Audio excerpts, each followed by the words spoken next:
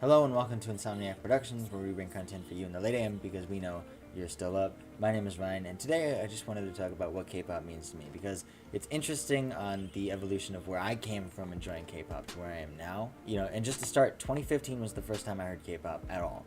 And if you took a shot in the dark, you could probably guess what group I heard, and that was BTS. Also, their AMA was tonight. It was awesome.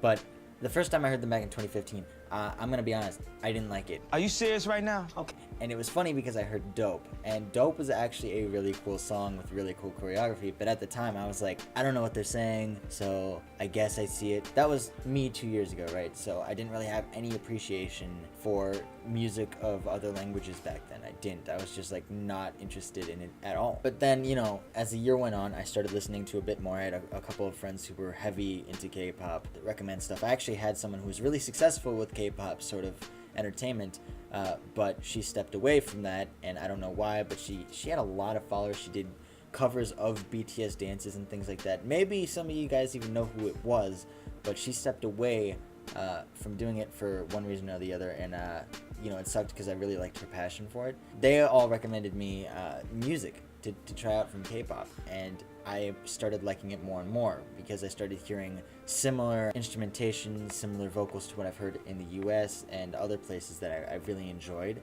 And I started to realize that it wasn't just, I shouldn't be focusing on the language of it and more so the actual artistry and the message behind it in general, rather than just, can I understand it at first listen? And when I first, for a while, I didn't have any interest in music or art at all for a good period of time. It was in 2016. A lot of my interest in music had dwindled off. I didn't listen to music as much. I listened to it somewhat, like if there was a new big album or something, I gave it a shot, but then I didn't listen to it much afterwards. I didn't really listen to many other music. I didn't even look at art, many other creative videos or anything really. I just was like in a void of non-creativity and nothing to do with music at all, which sucked because I love music. Music is one of the biggest things in my life, and I get really upset when I don't have headphones, but this was a period in my life where it was just like non-existent. And so then I decided, because I didn't listen to much K-pop after 2015 until later in 2016, like the end of 2016, and so I was like, fine, let me go check out this music again and see if I changed my mind on it. And I went back to BTS's Dope, and I noticed the choreography then, and I noticed the sound that they brought. I noticed a lot of different things that they brought to the table, and it wasn't just BTS. I listened to A.Lee, I listened to Blackpink, listened to Twice, I listened to all sorts of other artists that I can't even name, Zion T. I listened to a lot. And basically when I saw these videos and the choreography and everything, there was, the exception of maybe one or two in there that didn't really have an insane choreography, but when I looked at all these videos, I realized that they had a lot of creativity, a lot of artistry. The videos were so unique and different from what I've seen in the US, at least from my perspective. The choreography, obviously, we don't do that as much here. There's some artists who do dancing, but nowhere near to the level of K-pop groups. And then on top of that, the work ethic that K-pop groups have and everything like that, it's insane to me. And so then when I started realizing and getting invested in checking out and doing a bit of research and digging on these groups, realizing how much work they went into it, how different and unique the videos and choreography are and everything, I started getting this appreciation for music and art again, and I wanted to start exploring art and music again and just going back into that realm, because for a period, like I said, it was a dry spell. I didn't have any interest in music and art. I didn't really know what to feel for it, and that feeling of discovering something that re-sparks your interest is insane.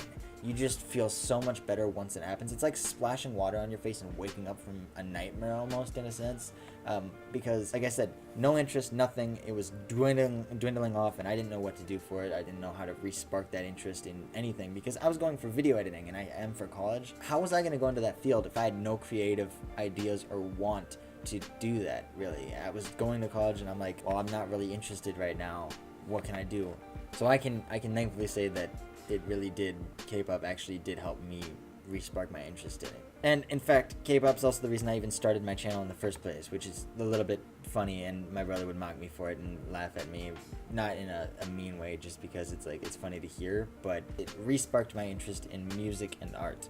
The different take on music that I saw with the choreography and everything is just mind-blowing to me. The videos were so crazy, cool, and unique, it just made me go, wow, this is different, and all of a sudden I was more interested again. It motivated me to start a YouTube channel, which, a lot of people don't do, because why start one? the odds of being successful aren't that big on there. And even right now, I don't have a big audience, but it's still worth it. I love seeing the reaction from people and the appreciation that people have. So it motivated me to start doing YouTube, and 3, it motivated me to continue doing my college work and continue looking forward to a career that I'm gonna have. I didn't expect to have the sort of, you know, love for what I do without the music that I just experienced, or the music that I stumbled across and happened to get more invested in. And the people in this community as well are so supportive, albeit aggressive in their supportiveness, that it's, you know, it's hard to not feel joy when you do something related to that community. If I do anything K-pop related, usually the support is a lot more than the hate. I mean, I think out of all my videos, most people have been well receiving of them. Even if they weren't that good, they just appreciate even someone looking into it, or giving their opinion on it, because anybody doing that is supporting the industry, and I love it. I love it so much. Yeah, I mean, it's sort of, in a sense, you know, maybe I'll come back in a year and feel even more appreciation for it, but this music has done a lot for me as far as just inspiring me again, and making me really see what I want to do for a living. So yeah, I don't know what right now I'd be doing if I didn't stumble across this music. Maybe I would have found it a different way, maybe I wouldn't have, but it made it quicker, that's for sure. It made it happen quicker. And so for me, my personal experience is just happiness that I was able to do this. Happiness that I was able to stumble across good artists, good music, creativity that re-sparked everything that I wanted to do in music, in video editing, and in general. So yeah, if you're a K-pop fan, I see why you've got sucked into the world of K-pop. It's not because it's some niche. It's not like it's a phenomenon. 2 years ago, I would have said, oh, it's just a phenomena in the US. It'll be gone in a couple years or whatever. It's not a phenomenon. It's a wonderful just community. There's so much creativity. All the artists are hardworking.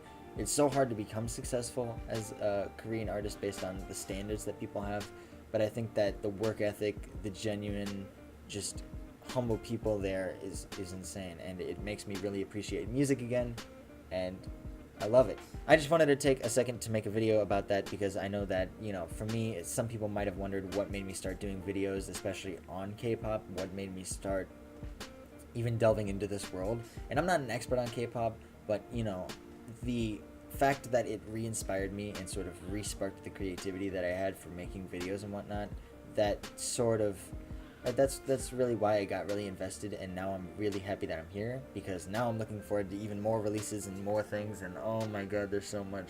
Let me know what K-pop means to you down below, because honestly, I don't think I'd be doing these videos if it wasn't for stumbling across it. I probably wouldn't be editing videos if it wasn't for stumbling across it. I probably wouldn't enjoy music as much if it wasn't for stumbling across it. So I'm thankful. What was your first experience with K-pop though?